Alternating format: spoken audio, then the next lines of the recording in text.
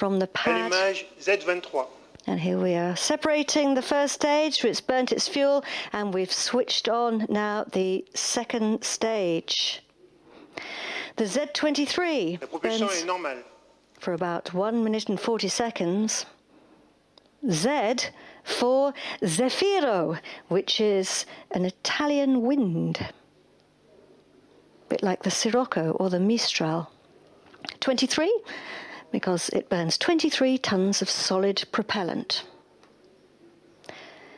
Our speed on the bottom right, nearly 3 kilometers per second, not per hour, per second. We're getting close now to what we call the Kármán line. That's 100 kilometers above Earth. We've just hit it. It's named after the Hungarian-American engineer, aerospace engineer, Theodor von Kármán, and it's the border with space. Basically, the higher you go, the thinner the atmosphere becomes, and the faster an aeroplane has to travel to stay up. Once you get into space, the air is too thin to support wings. Pilotage est calme. And top right-hand side is the trajectory, showing us the flight path, if you like, and the white cross is the actual position of the launch vehicle. Séparation Z23. Separation of the Z23. Allumage Z9. Ignition of the next stage coming up, the Z9. There it goes. And then we can expect the fairing, the nose of the vehicle, to fall away. So we no longer need the fairing because we are effectively in space. We don't have enough friction anymore to cause us any difficulties, so the satellite is safe to be exposed to space. Now, Vega is particularly well suited to launching Earth observation satellites. This is the 23rd one to travel on board this versatile light launcher. And there are 9 more in the order book. Over now to the manufacturer, Avio.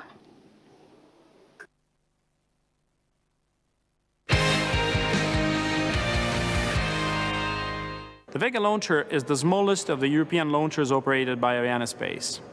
It has set a world record for small launchers in terms of precision and reliability, with 10 perfect launches in a row from its maiden flight. This high level of confidence has led Arianespace to recently sign a new contract for 6 Vegas and 4 Vega Cs for a total of 10 flights to occur between 2019 and 2021. I am now in our plant in Colleferro, where we produce both Vega and the boosters of Ariane. Here we are developing Vega C, which will fly for the first time in 2019. Behind me, you see the first Zefiro 40 solid rocket motor ready to be sent for static firing test. The Zefiro 40 motor is the second stage of the new Vega C and is nearly 8 meters long, has a diameter of 2.3 meters, and contains around 40 tons of propellant. The loaded case will be sent soon to the test bench for static firing. The Avio team, together with its industrial partners, Arianespace and ESA, are ready to demonstrate the strengths of Europe's collaboration in the space industry. I therefore wish the best success to the 11th mission.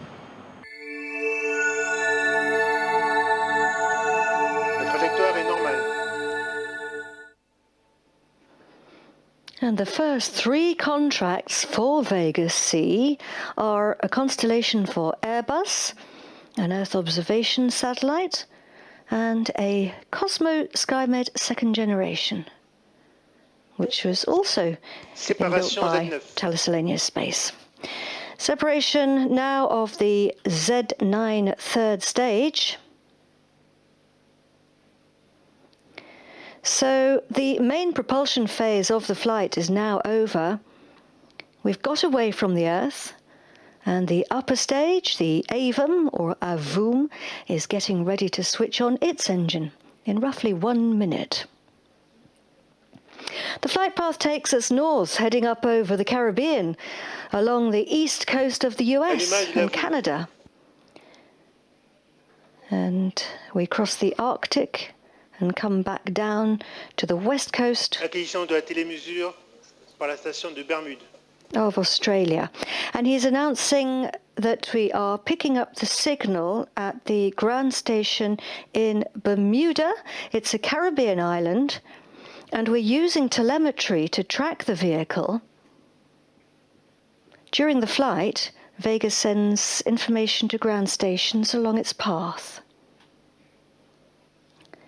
And they send that data here to the teams at the Guiana Space Center, which allows Arianespace to monitor the flight in real time. So the AVAM upper stage is waiting to switch on its engine. Here we go.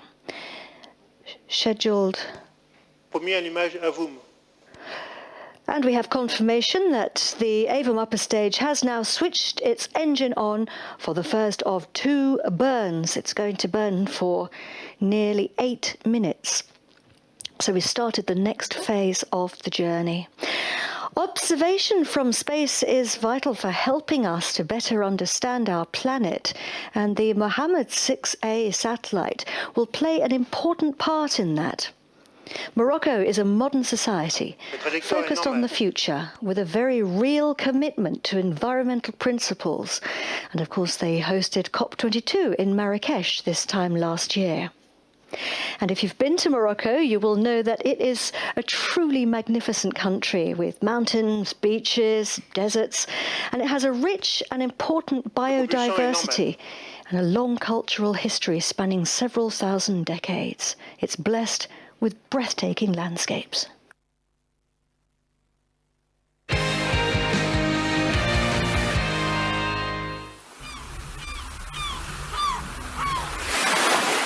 From the pad. Allumage Z23.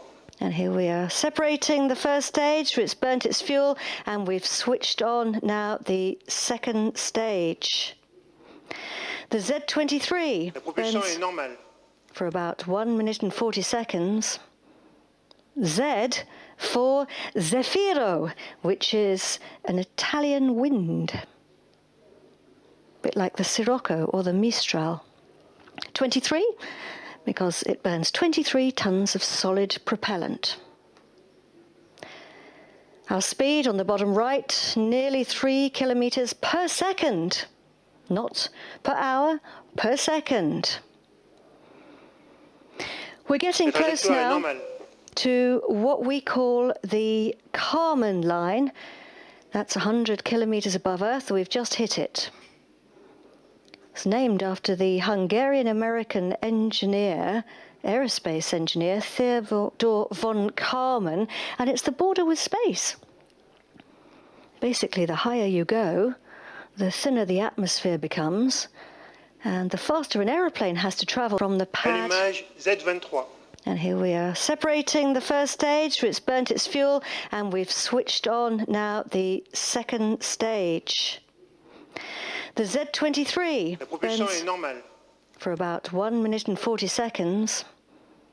Z for Zefiro, which is an Italian wind, a bit like the Sirocco or the Mistral. 23, because it burns 23 tons of solid propellant. Our speed on the bottom right, nearly 3 kilometers per second, not per hour, per second. We're getting close now to what we call the Kármán line. That's 100 kilometers above Earth. We've just hit it.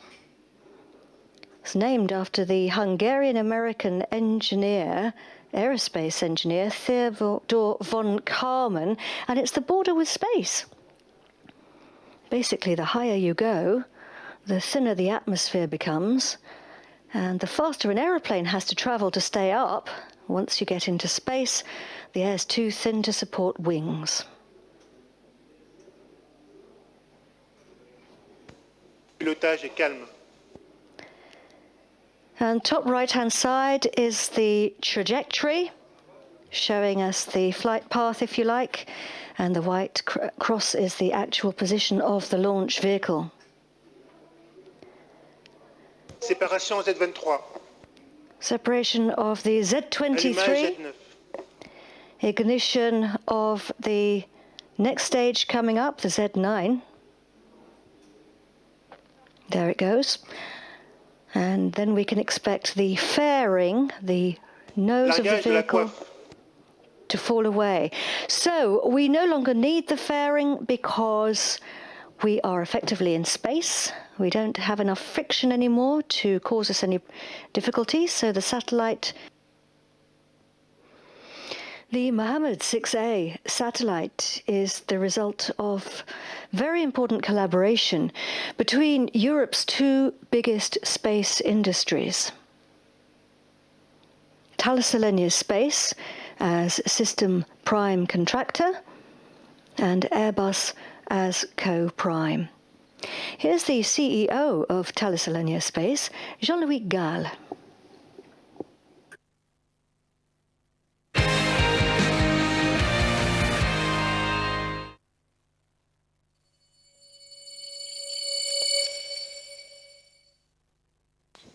I'm delighted and very proud to share with you this exceptional moment in the life of a space program, the launch of a satellite. The Mohammed 6A satellite will be an important infrastructure for the Kingdom of Morocco, availing itself of a very powerful Earth observation system for civil and government applications. Undoubtedly, this satellite will boost the Moroccan economy and will be the first step towards a constellation comprising two satellites built by Thales Alenia Space as prime contractor of the consortium and Airbus as co-prime. On behalf of our industrial consortium and of the Thales Group, I'd like to extend my warmest thanks to the Kingdom of Morocco for the trust placed with us, as well as the teams of Thales Alenia Space, Airbus, Ariane Space, and all our industrial partners for their tremendous work and quality of our cooperation. This demonstrates the excellence of the French industry in this field. And today is the 150th time that Ariane Space has launched a satellite that Thales Alenia Space has built. And there are 15 more Thales Alenia Space satellites in the order book, so it's a very long and fruitful relationship. Coming up to 15 minutes into the flight, nearly 300 kilometers above our Earth. We've traveled a distance along the ground of 5,000 kilometers, and our speed is nearly 8 kilometers per second, ladies and gentlemen. That's fast. We're burning the Avum upper stage. It's getting ready to switch its engine off in roughly a minute's time. It actually uses a clever system called orbit-optimized guidance attitude to stay on track. It continually recalculates its position to make sure that it's exactly on the right course. And then if it deviates, it corrects its position and comes back to the correct trajectory. And we have confirmation there that the Avum upper stage has now switched off its engine. So we're entering what's called the first ballistic phase, and ballistic means without propulsion. So we're traveling high enough and fast enough to cruise without the engine, which we're doing for about 36 minutes. And if you might have noticed back there that the upper composite, that's what we call the upper stage with the satellite attached, was actually rotating. And that's because it's in what we call the barbecue phase, rotating as if on a spit to maintain thermal homogeneity, to keep even temperatures. As you can imagine, it's very hot when you're facing the sun and very cold when you're facing space. So the Avum upper stage will switch its engine on again 52 minutes after liftoff for a second burn. But for now, we're going to take a break and come back to you roughly 10 minutes before Avum switches its engine back on again. And our live commentary will resume at 2:26 in the morning, Universal Time. That's in Morocco as well, Morocco time. And that's 11:26 in the evening here in Kourou. We'll see you back here in 26 minutes and leave you with a replay of that beautiful launch.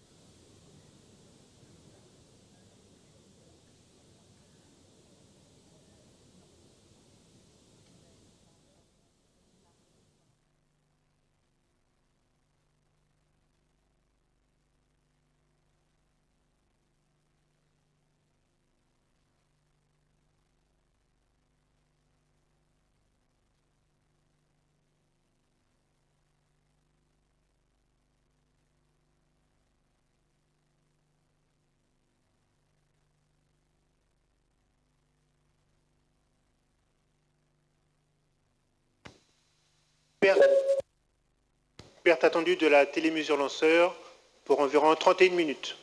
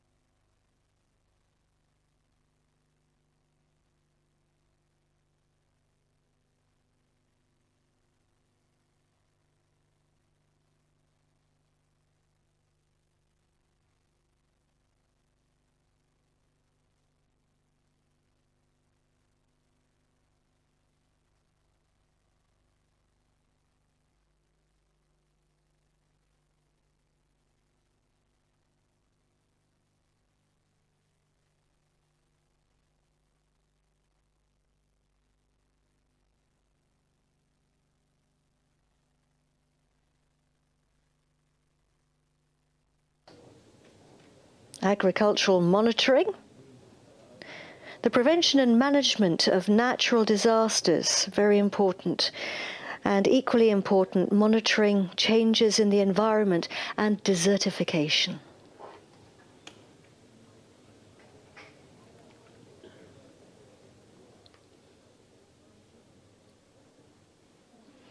Right now, the operations teams on the ground are piloting the satellite from the Mission Control Center in Morocco. They've taken on, effectively flying the new satellite. And our very best wishes to them for the next phase of their operations. This is a very successful mission.